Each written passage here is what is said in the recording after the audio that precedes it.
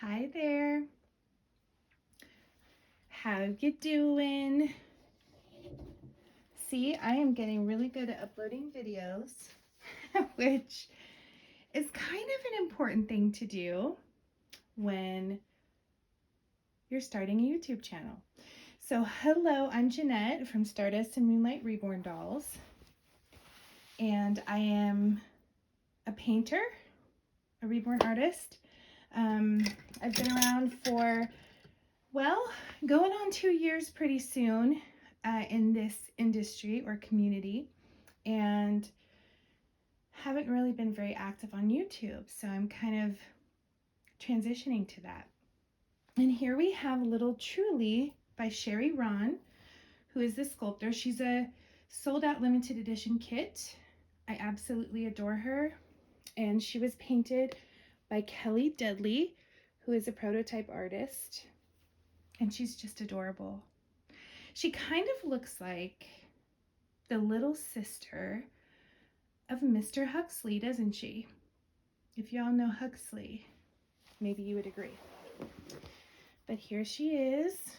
She is so heavy, which I love about her. She really is weighted incredibly well. Kelly uses pellets, like metal beads, to weigh. And I don't know if she still does this because Truly was painted a few years ago, but I really like it. She's heavy and just delicious. She's a delicious little girl. And look, her skin tone kind of matches mine, doesn't it? That's my hand here. So anyway, she's really adorable. She does have custom limbs that are a little bit different than the original sculpt. And she's just beautiful. So this is Little Truly. And I thought we would get her dressed. So I wanted to talk about reborn addiction, and I wanted to scoot her down just a little bit there. Yeah, I wanted to talk about that and what your feelings are. When I say addiction, I mean addiction.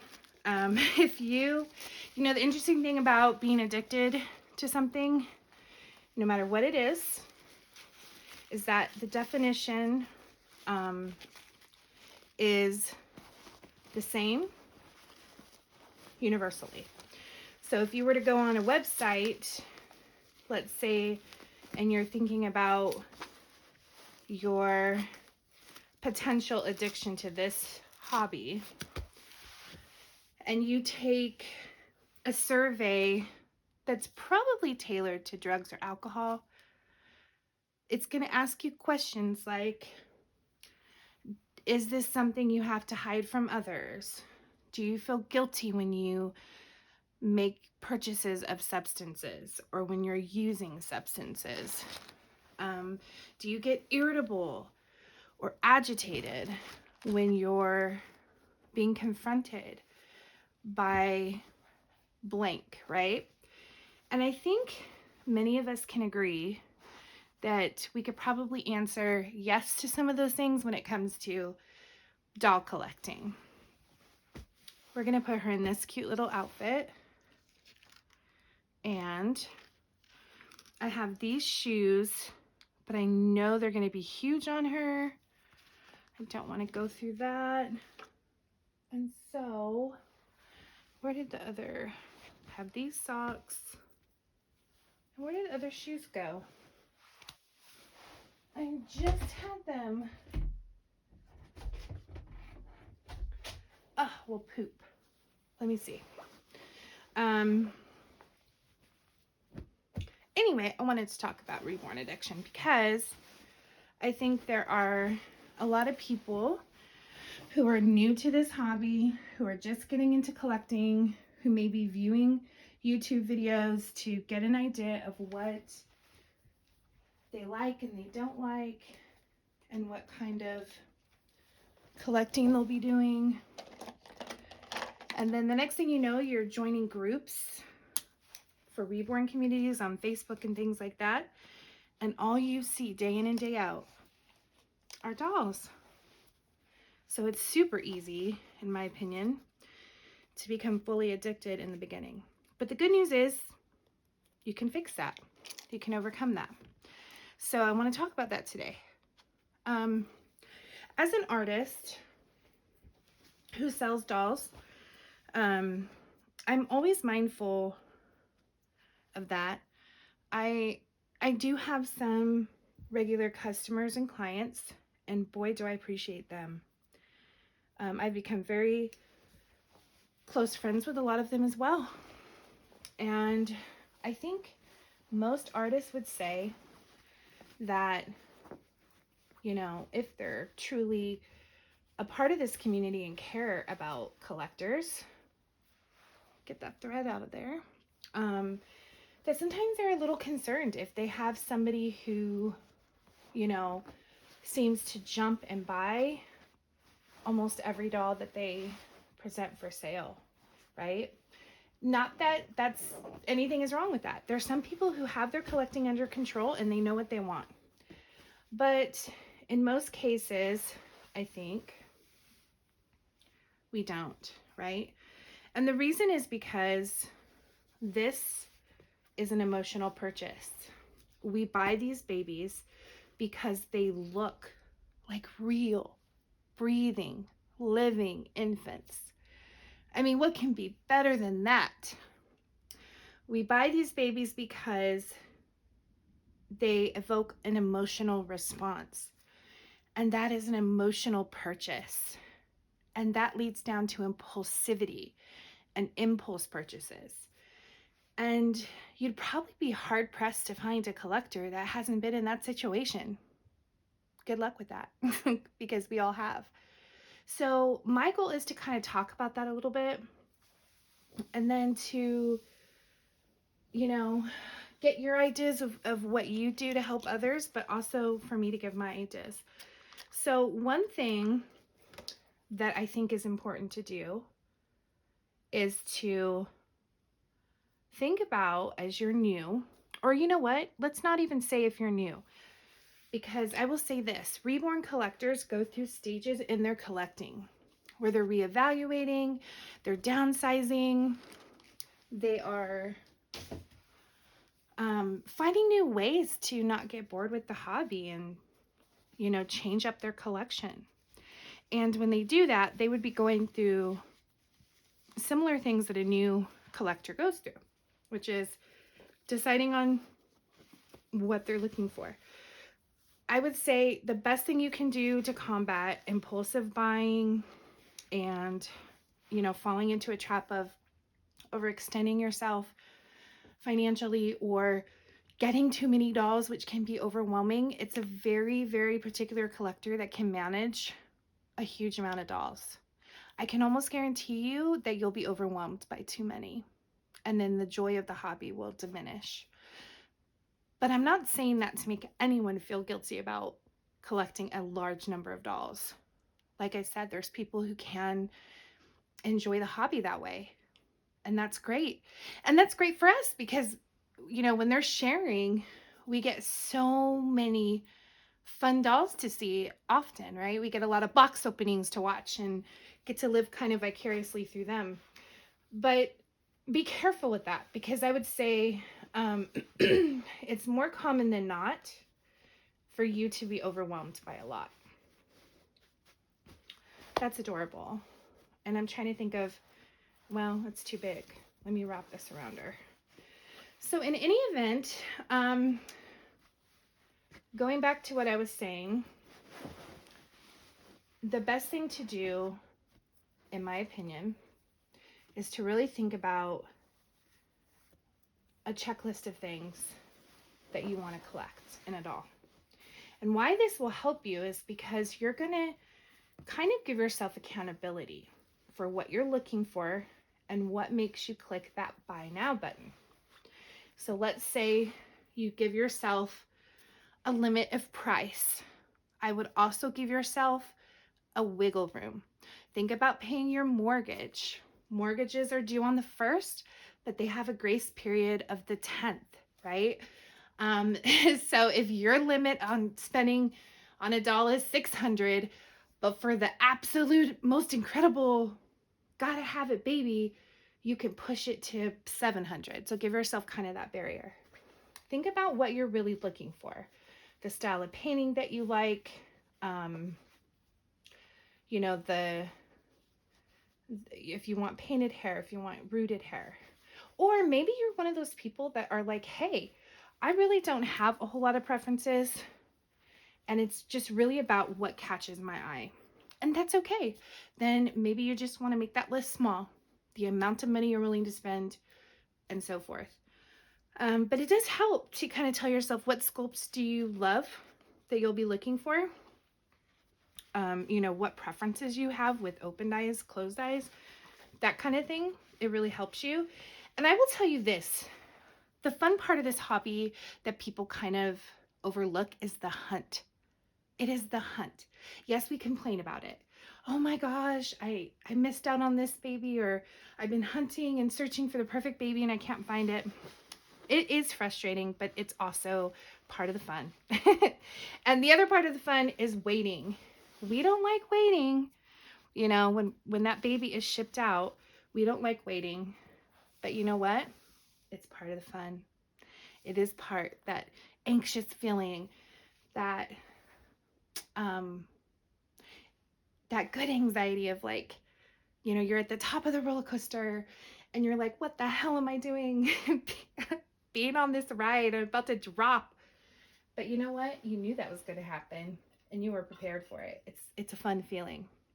So anyway, think about that. Think about that. And the other thing I would say is, by having an idea of what you're looking for, what you're willing to spend, you're really taking control of that.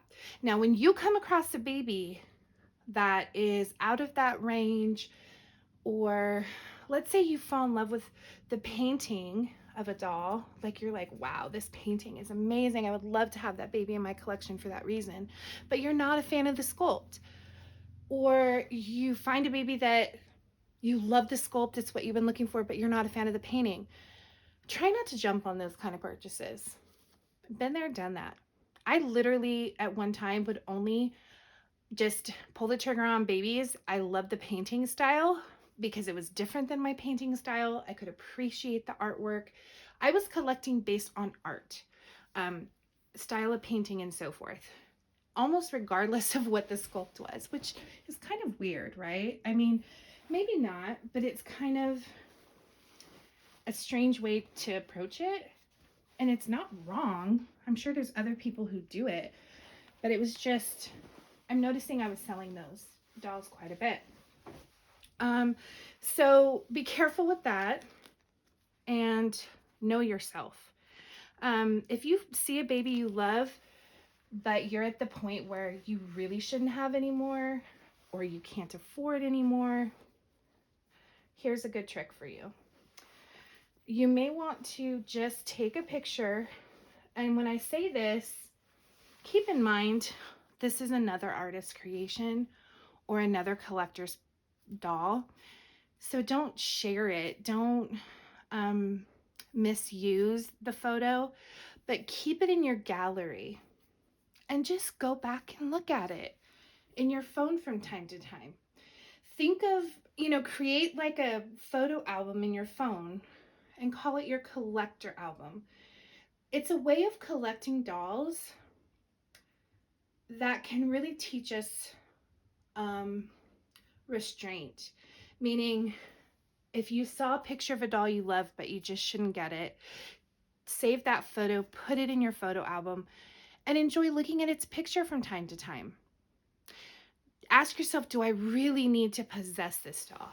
Do I need to touch this doll and hold this doll? Do I really need it in real life? Because the truth is, as fun as they are to have, most of the excitement is when we open that box, when we first lay eyes on that baby, when we first hold it. But that kind of dies down after time. The excitement dies down and we're chasing it again and again. And These dolls are not interactive. I just changed the clothing. That was fun to do. But now there's nothing really to do with her, right? I can hold her for a little bit.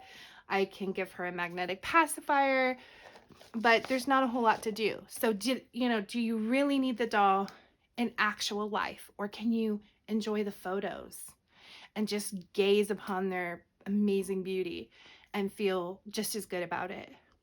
Now, there's some that you may say no. You may save that picture and you may look at it every day, and it may drive you so crazy that you feel like you need to buy the doll. Maybe that's an indication that it could be the one for you. But I think in most cases, you'll probably say, you know what? I feel like I still have it to some extent. Like, I have the picture saved on my phone, or pictures. I enjoy looking at this baby. It's beautifully done, or it's my favorite sculpt, but I don't need it in my possession. I don't need to have it. I think that you'll find that that will be the case sometimes. So that's my one tip that I don't think anyone else probably has ever shared. I'm trying to think. Whoops. This is Disney. Pooh is Disney, right? I should know this. Pooh is Disney. Oh, that's cute. Very cute. I actually brought water this time. So I'm going to take a sip of water. She's so cute. So, what are some ways that you guys try to stave off that desperate feeling of having to have a doll? I'd love to know. One thing I do too is, because remember, I like collecting now. This hobby, it's really hard to have one or the other. There are painters who have no interest in collecting, and my goodness, would I love to trade places with them. I really would. But one thing I do is I will pick out cute kits that I'm like, oh my gosh, I would love this doll. But painting it kills it for me. It kills it. It kills the magic. I enjoy it, and I often am proud of my work. Well, I wouldn't sell it if I wasn't. So all the babies I sell, I'm proud of. But it just kind of kills that, oh my gosh, I gotta have it. I love that face, because I spend time with it. I bring it to life. I spend time with the doll. I see the face day after day on my painting table, and that's like enough for me. And then I enjoy dressing it up, taking photos, and finding a new home. So I realize that that cannot be the case for everyone, because not everyone's an artist or an artist yet, whatever the case is. But think about what your magic pill would be against reborn addiction. Think about it. You know yourself better than anyone. What is your kryptonite, and what would your magic pill be? I think that's a really important thing to think about, because this hobby can be extremely dangerous. It has grown exponentially over the years to a mass number. It is bleeding into mainstream, which is a great thing, but it's also a showcase for like how powerful this hobby is. And I'm going to make a comment that is a little difficult to hear, but I think it kind of sums it up as to why we get so engrossed in this hobby, but then we can't seem to break ourselves away from it. And it ties back to what I said a little while ago. These dolls are not going to give us, for the most part, what drives us to want them in the first place. Does that make sense? Do we know they're dolls? Yeah, we do. But it's the realism. It's that lifelike, appearance and incredible realism of this baby that attracts us. And ultimately, it's not going to interact. It's not going to fulfill a need in us that we may secretly have when we're collectors. And because of this, I think that's what causes us to seek more and more and get that feeling again of that box opening and that new baby and unwrapping it and looking at the toes and the hands and the face. And that's a wonderful feeling. But just remember, what we're chasing ultimately in this hobby is that feeling. Ultimately, it is that feeling. And so when we can recognize that and keep control of it and realize, hey, we're a collector, that means collecting. We can have more than one. We know what our limit is, but make rules for yourself. Maybe your max is 10 and you tell yourself, I cannot buy another unless I sacrifice one. Please do things like that for yourself, because ultimately this can be a very dangerous hobby. Very dangerous in a lot of ways. And I don't really condone people saying, so I will see posts in community pages and people will say, oh, my husband is upset with me because of all the money I'm spending and he says I can't get any more dolls. And then a lot of women chime in and say, you need to leave him. He's horrible. He's not supporting you. I do not agree with that. First of all, giving advice on relationships is dangerous. Anyway, second of all, excuse me, but if your husband got into some hobby, let's say he got really obsessed with power tools. I know that's a lame example. Let's say he got really into power tools and he would not stop looking at power tools, obsessing about them, talking about them. He's only been into this for 6 months and he's already spent $3,000 and have purchased numerous amount of tools that are invading the space of your home in one room. Don't you think you would bring it up to him and say, hey, I'm a little concerned, honey? Heck yeah, you would. So don't tell me that everyone else in the world who notices someone getting out of hand with dolls potentially and wondering, first of all, people don't understand this hobby, so they're going to attach some, mentality behind it, some reasoning behind it that might be concerning to them, which is not always the case. But you know how it is. People don't understand this. So they ultimately go to, oh my gosh, why is she getting these? Does she need something? Is she sad or depressed or whatever? And if she is, okay, right? I mean, these really help with that. But people kind of go to that place anyway, who are outside of this hobby. And then they go to the extremity of the collecting and how quickly it's happening and how much money is being spent, and they're going to be concerned. And we need people like that in our lives. We do. We need people to keep us accountable. They need to respect and support and understand us, but they also need to be there for accountability. Because if we did not have that husband, that wife, the kids, whatever, to kind of be there as we build our collection and kind of give us that side eye, right? Then how the heck will some of us stop? I know my relationship with my husband is great because if it weren't for him, I'd probably have 20 dogs, right? I love animals. And I have gotten to the point where I had a lot of animals, like a rabbit and 2 cats and 2 dogs and a lizard and guinea pig, right?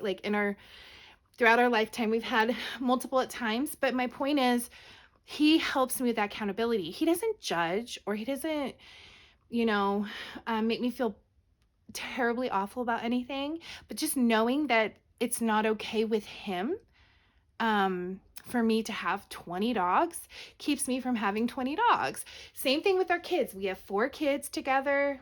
I probably would have had 8. So whether that's a good or bad thing, I mean, I think it would be wonderful, but maybe a little excessive, right? A little excessive. So because he has a limit, I have to respect that limit, and it draws me to a different reality that I may need to be in. So that is an unpopular opinion, I'm sure. But just be careful when we always go to blaming other people outside of this hobby for, making us accountable for it, or wondering if it's getting out of hand. Because I promise you this, that goes back to addiction. When you start feeling oh, I'm pushing everyone out. They don't understand. I'm so mad. My family doesn't get it. And you just want to keep going and going and collecting and hiding packages and hiding things. you're in a place that you need to reevaluate, because this is supposed to be a joyful, happy thing that you have control over. And I promise a part of being a responsible collector of anything, whether it's toy cars or babies or whatever, comes with structuring and understanding, structuring that hobby and understanding your limits and what's okay and what's not okay for you and for those you love. Of course, toy cars, maybe collecting 300 of them is a lot more reasonable than 300 Reborns, right? Because they cost less, they're little. Every collection has a different limit for every human, and it just, the possibilities are infinite. So you may be a collector who can afford and are happy to have 30 dolls, and that's okay. Bravo. Bravo. If you know that and you feel happy when you walk into that nursery room and you dress them, you don't get overwhelmed with all the faces looking at you, dying for attention, but you keep it under control.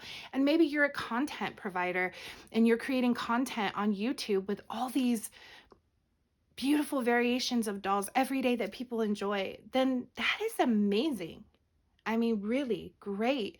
And you may be someone who can only have one and you love having one. And if you're that person, I kind of admire you having just one. Or you could be someone in between. So just think about that. If you're new to this hobby, or maybe not, if you feel overwhelmed by your collection or you want to talk about this more, you can always reach out to me. I will put my email in the description. I'm always open to be someone, you could talk to about anything that's either fun or not so fun. I want people to enjoy this hobby and not feel like it is controlling their life. And there's a lot of cases like that. So let me know what you think. I would love to hear your thoughts. And this pretty girl is just too cute for words. She really is. And I think that's a cute little outfit. It's actually handmade. Not by me. I'm not that talented. I cannot sew. It was made by my mom. She is a pretty talented seamstress. So little Truly says goodbye, and I hope to make another video soon, you guys. Thanks so much.